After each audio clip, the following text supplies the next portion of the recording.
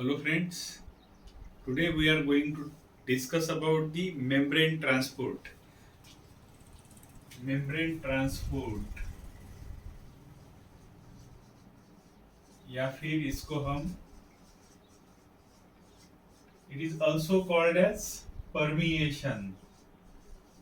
Permeation मतलब इसके नाम में ही सब कुछ है कि किस किस चीज को परमिट करते हैं। और अभी हमें मेम्ब्रेन का स्ट्रक्चर तो पता ही होता है, हमें ऑलरेडी नोन है, फिर भी हम यहाँ पे डिस्कस करने की कोशिश करेंगे कि बायोलॉजिकल मेम्ब्रेन जो होती है so they are made up of bilayer. ठीक है, और ये जो बायलेयर होती है it is generally lipid bilayer. Okay, lipid से बनी होती है ये बायलेयर, और यही वजूद होता है किसी भी लिविंग सिस्टम का। मतलब कोई भी लिविंग सिस्टम अगर है तो ये लिविंग सिस्टम किस चीज की वजह से है? Because of presence of this bilayer या फिर मेम्ब्रेन भी हम इसको बोल सकते हैं। ओके, तो ये किस चीज से बनी होती है? लिपिड से बनी होती है। अब इसमें दो कंपोनेंट हमें देखने को मिलते हैं। एक कंपोनेंट जो होता है कि पेरिफेरल साइड में होता है, बाहर की साइड में। ओके, तो ये दोनों कंपोनेंट बाहर की साइड में है, मतलब आउटर फेसिंग बोल सकते हैं हम इसको, और ये इनर कंपोनेंट होता है। अब जो बाहर का कंपोनेंट होता है it is generally polar.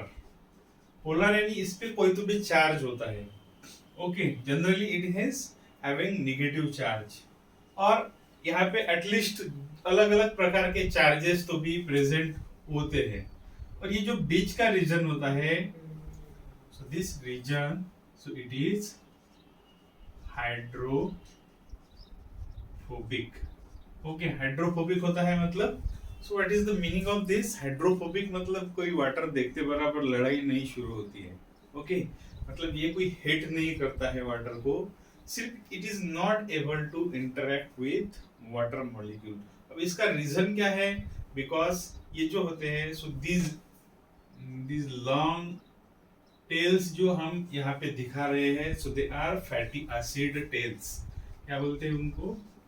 Fatty acid tails. और फैटी एसिड्स क्या होते हैं फ्रेंड्स? सो फैटी एसिड्स होते हैं, देखिए हम देख सकते हैं यहाँ पे। So fatty acid nothing but it is the carboxylic acid, carboxylic acid carrying long hydrocarbon chain. एक बड़ी सी लॉन्ग हाइड्रोकार्बन चेन जो होती है, तो यहाँ पे ये जो छोटे छोटे टेल्स दिख रहे हैं, तो ये टेल्स किसके बने होते हैं? हाइड्रोकार्बन टेल जो होते हैं कार्बोक्सिलिक एसिड के, उससे बने होते हैं।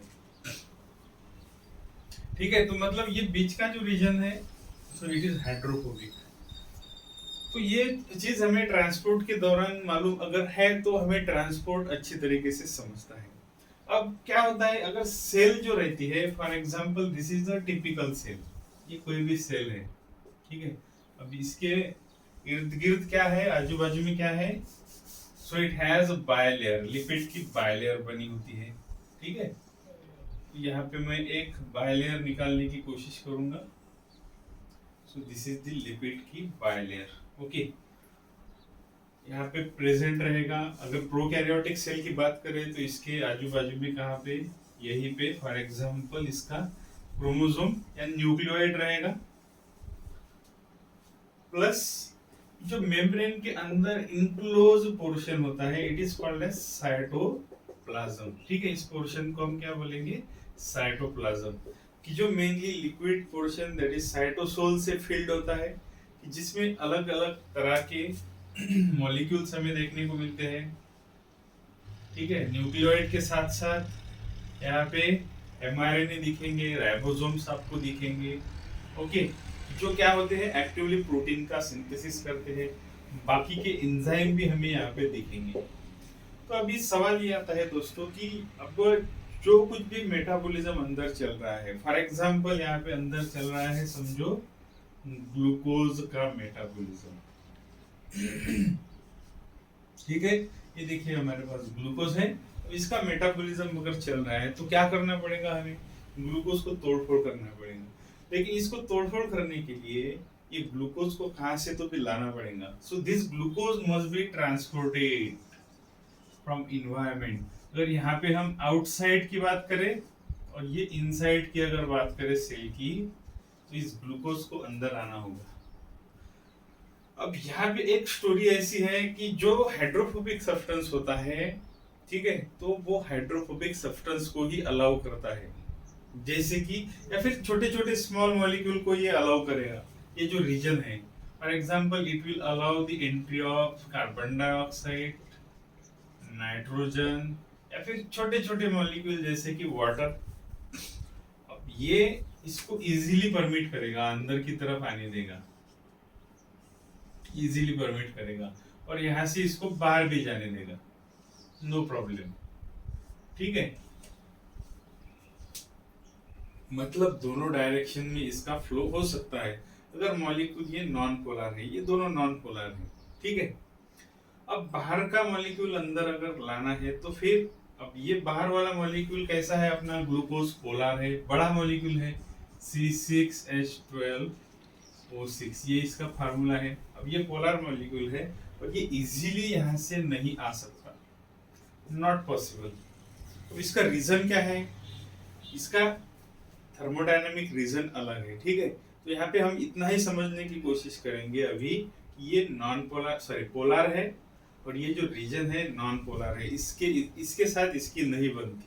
अब नहीं बनती तो ये अंदर इसको कैसे भेजेगा। अगर ग्लूकोज अंदर नहीं आएगा तो सेल फिर सिंथेसिस कैसे कर पाएगी, how it is possible for cell to synthesize something, ठीक है। कुछ बनाना भी है सेल को, अगर सेल के अंदर, तो उसको अंदर तो लाना ही पड़ेगा, एनर्जी भी इससे निकालनी है, तो सेल को क्या करना पड़ेगा, इस मॉलिक्यूल को अंदर लाना पड़ेगा। अब एक ग्लूकोज तो एक एग्जांपल है, हमें अमीनो एसिड्स को भी अंदर लाना है, तो कोई ना कोई मैकेनिज्म हमारे पास होना चाहिए। So that is done by transport mechanism, ठीक है। तो इसी के आधार पे हम क्या करते हैं, ट्रांसपोर्ट के अलग अलग टाइप्स डिवाइड करते हैं कि किस मॉलिक्यूल के लिए कौन सा मैकेनिज्म हम अंदर लाने के लिए इस्तेमाल करते हैं। सो उसी आधार पे हम अभी ट्रांसपोर्ट को, या फिर मेम्ब्रेन के थ्रू हो रहा है ये, so that's why it is called as membrane transport. तो ये अभी हम डिटेल में समझने की कोशिश करेंगे। तो दोस्तों मेनली जो मेम्ब्रेन का ट्रांसपोर्ट होता है या फिर परमिएशन जो होता है, सो it is mainly categorised into two main types, okay. दो मेन प्रकार में हम इसको डिवाइड करते हैं, ठीक है। वैसे हम यहाँ पे थर्ड कैटेगरी भी प्रोकैरियोट में कंसीडर करेंगे, तो इसको हम अभी पहले तो लिख लेते हैं कि कौन सी कैटेगरीज होती है।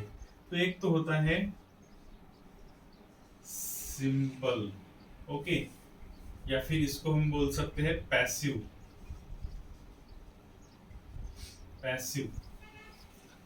सिंपल या पैसिव। अब इसमें सिर्फ सिंपल डिफ्यूजन आएगा, ओके, सिंपल डिफ्यूजन। और दूसरा आएगा facilitated diffusion, facilitated diffusion, okay. Simple diffusion और फैसिलिटेटेड डिफ्यूजन, ये एक प्रकार का पैसिव डिफ्यूजन है। Another type is active transport. Active transport और थर्ड कैटेगरी होती है, it is group translocation, okay, group translocation. अब हम सिंपल डिफ्यूजन और फैसिलिटेटेड डिफ्यूजन के बारे में यहाँ पे पहले लर्न करेंगे। So what happens in simple diffusion, so in simple diffusion तो क्या होगा, ये रहेगी अपनी मेम्ब्रेन, सिंपल स्ट्रक्चर निकालेंगे हम यहाँ पे।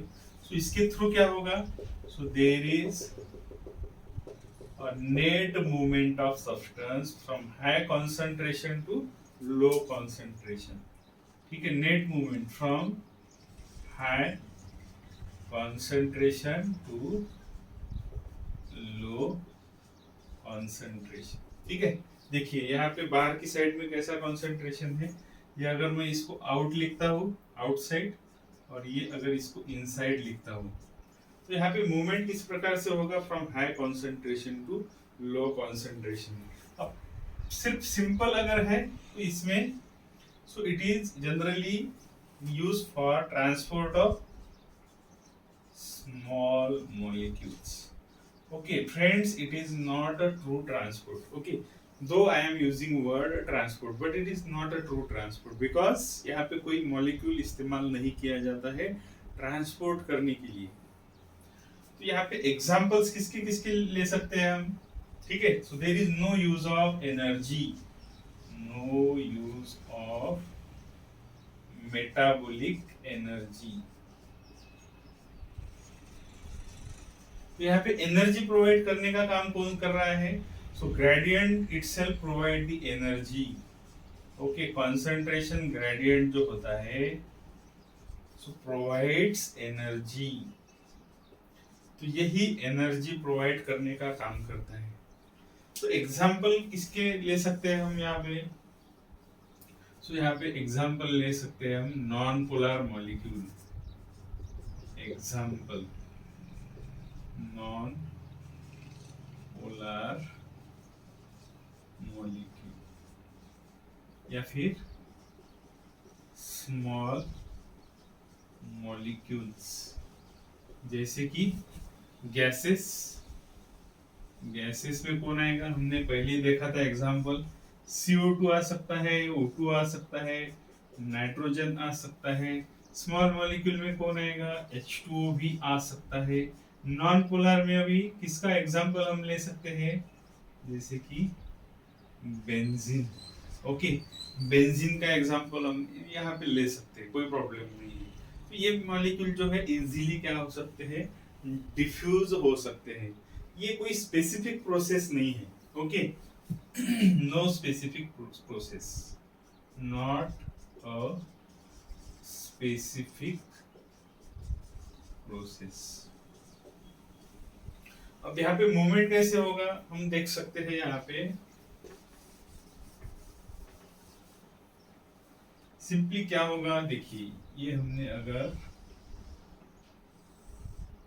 यहाँ पे कॉन्सेंट्रेशन ग्रेडियंट निकाला, कॉन्सेंट्रेशन ग्रेडियंट, ग्रेडियंट मतलब क्या होता है दोस्तों, सो it is difference in concentration. यहाँ पे सिर्फ यही समझने की कोशिश कीजिए कि कॉन्सेंट्रेशन का जो प्रमाण है वो दो साइड में कैसा है, अलग अलग है। ओके, सो इसको क्या बोलेंगे हम, कॉन्सेंट्रेशन ग्रेडियंट। यहाँ पे इस पे लिखेंगे कॉन्सेंट्रेशन ग्रेडियंट। सो अब कॉन्सेंट्रेशन ग्रेडियंट पे ही डिपेंड क्या रहेगा, रेट ऑफ ट्रांसपोर्ट। मतलब सिंपल डिफ्यूजन में देखिए जैसे जैसे कॉन्सेंट्रेशन का ग्रेडियंट बढ़ता है तो रेट ऑफ डिफ्यूजन जो होता है it can easily increase. Okay, तो ये बहुत ही इंपॉर्टेंट पॉइंट्स है सिंपल डिफ्यूजन के बारे में। और कौन सा एग्जांपल ले सकते हैं आप सिंपल डिफ्यूजन का, अगर आप एक बकेट ले, एक बकेट में एक आधा कलर का ड्रॉप डाल दे आप, ओके, तो वो क्या होगा, so the same drop will be diffuse throughout the bucket, ठीक है, until it it will attain the equilibrium. कब तक होगा, जब तक ये इक्विलिब्रियम अटेन नहीं करता। इक्विलिब्रियम मतलब क्या, दोनों साइड में कॉन्सेंट्रेशन सेम नहीं होता। लेकिन जो बैक्टीरियल सेल होती है दोस्तों, ये बैक्टीरियल सेल को इतना तो न्यूट्रिएंट का कॉन्सेंट्रेशन नहीं मिलता है। तो जनरली क्या होता है, जैसे ही मतलब अगर कोई न्यूट्रिएंट वगैरह ट्रांसपोर्ट कर रहा है तो वो क्या करता है, बैक्टीरिया उसको जनरली दूसरे फॉर्म में कन्वर्ट करने की कोशिश करता है।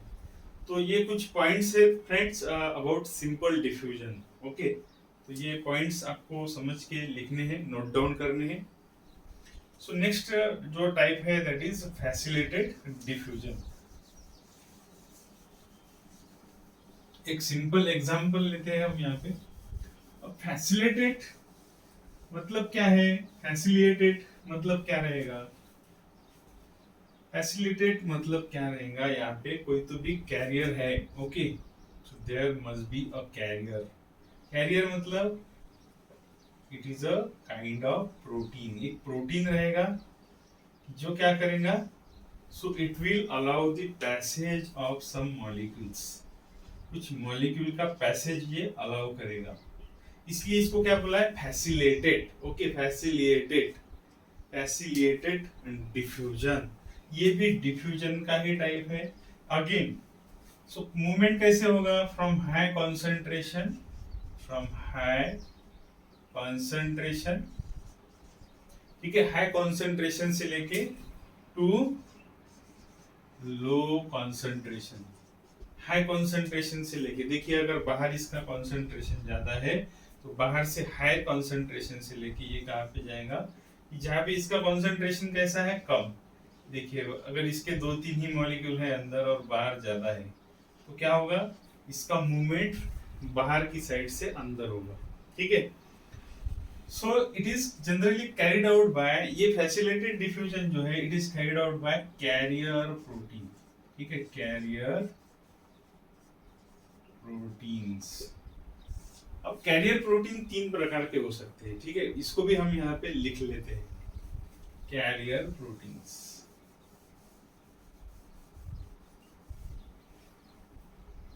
सो कैरियर प्रोटीन जो है 3 प्रकार के हो सकते हैं, कैरियर प्रोटीन। कैरियर प्रोटीन यानी कि जो प्रोटीन क्या कर रहा है, इसको कैरी कर रहा है। सो एक तो पहला हो सकता है, सो फर्स्ट इज यूनिपोर्टर, ठीक है। यूनिपोर्टर मतलब क्या रहेगा, तो ये अगर मैं मेम्ब्रेन निकाल लेता हूँ, यहाँ पे तीनों को निकाल लेंगे हम। अगर एक कैरियर प्रोटीन एक ही दिशा में एक मॉलिक्यूल को मूव कर रहा है, ठीक है, एक ही दिशा में, then it is called as uniporter. Okay, uniporter. दूसरा कैरियर प्रोटीन हो सकता है, अभी ये एग्जांपल है को ट्रांसपोर्ट का, को ट्रांसपोर्ट, ठीक है। को ट्रांसपोर्ट में फिर 2 प्रकार है। को ट्रांसपोर्ट में कौन से 2 प्रकार हो सकते हैं, एक तो इसमें होगा सिम्पोर्ट, ठीक है, सिम्पोर्टर। प्रोटीन की बात कर रहे हैं हम, कैरियर प्रोटीन की। सिम्पोर्टर क्या करता है, देखिए को ट्रांसपोर्ट मतलब यहाँ पे नाम में इसके लिखा है 2 मॉलिक्यूल्स आर ट्रांसपोर्टेड। मॉलिक्यूल्स या सोलूट कुछ भी बोल सकते हैं आप इसको। सो को ट्रांसपोर्ट में क्या हो रहा है, 2 मॉलिक्यूल का मूवमेंट हो रहा है अक्रॉस द मेम्ब्रेन, मेम्ब्रेन के थ्रू। अगर समझो ये अपना कैरियर प्रोटीन है, अगर ये एक ही दिशा में दोनों को भेजता है, एक ही दिशा में 2 मॉलिक्यूल को भेजता है, एक मॉलिक्यूल ए और एक मॉलिक्यूल बी, ठीक है, इसको क्या बोलेंगे हम, so it is called as symporter, ठीक है, सिम्पोर्टर। और दूसरा जो रहेगा, फॉर एग्जांपल ये क्या करेगा, एक को बाहर भेजेगा और दूसरे को अंदर भेजेगा,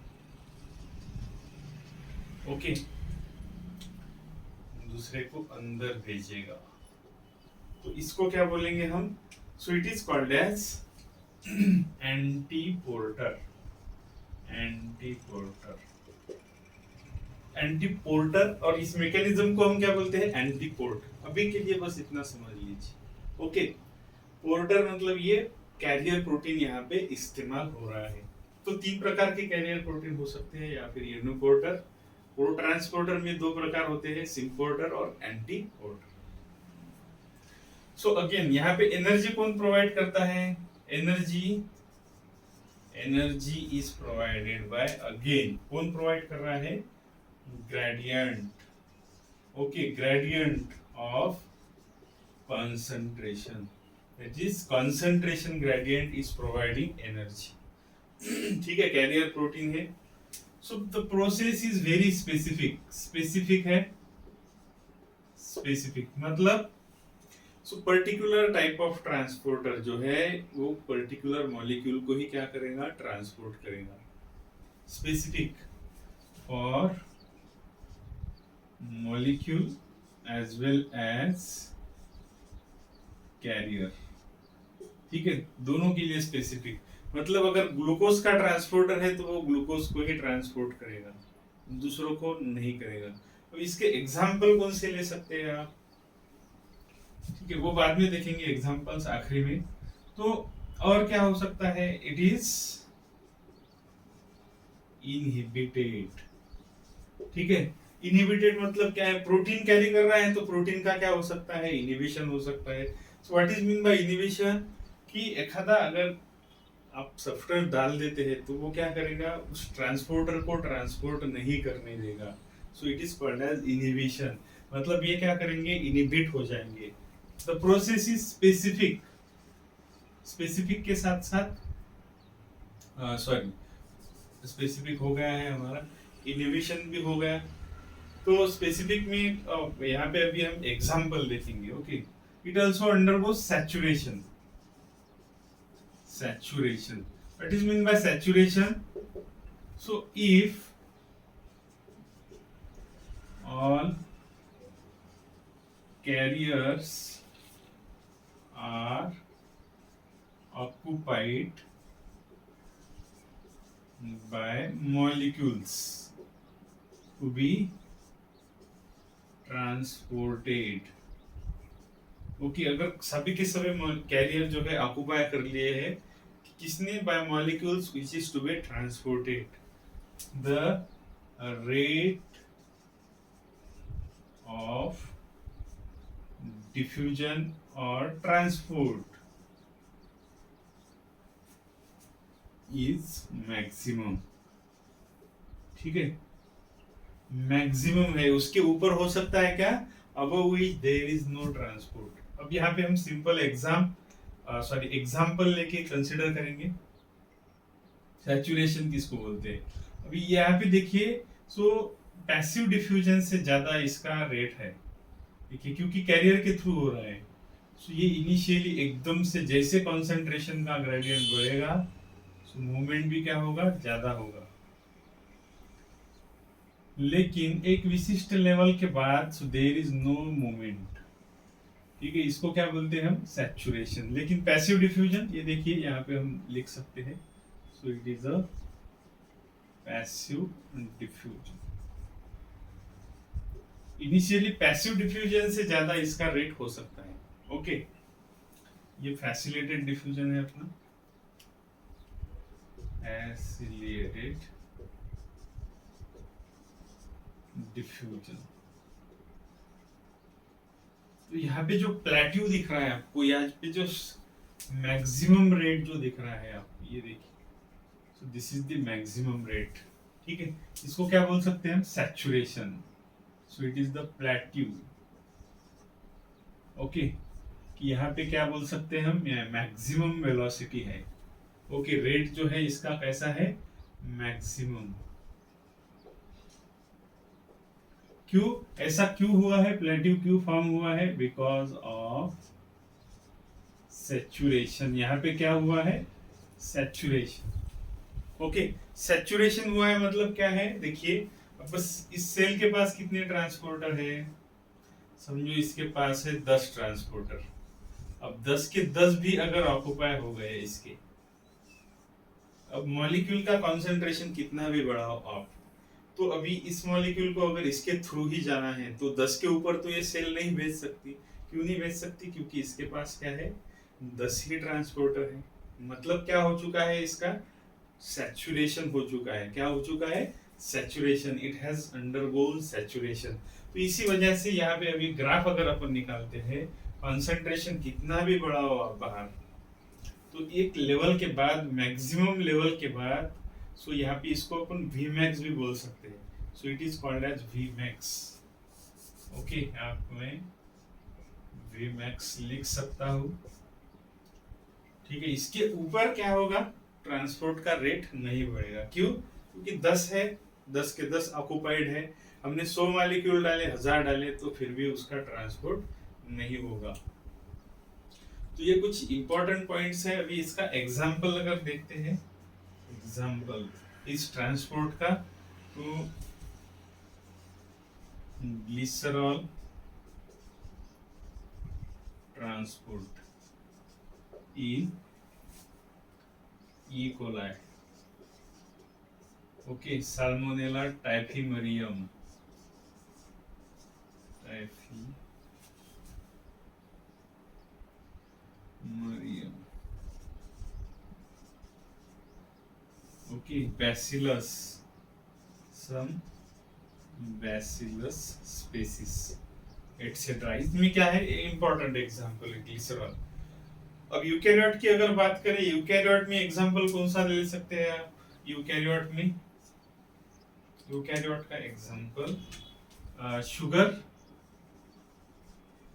and amino acid are transported by this mechanism. Okay, sugar and amino acid in eukaryotes. जैसे कि ग्लूकोज का भी आप एग्जांपल ले सकते हैं। तो ये दो इंपॉर्टेंट पॉइंट है फ्रेंड्स, जैसे कि सिंपल डिफ्यूजन या फिर सिंपल, ये it is a type of passive diffusion. Okay, passive transport का ही एग्जांपल है।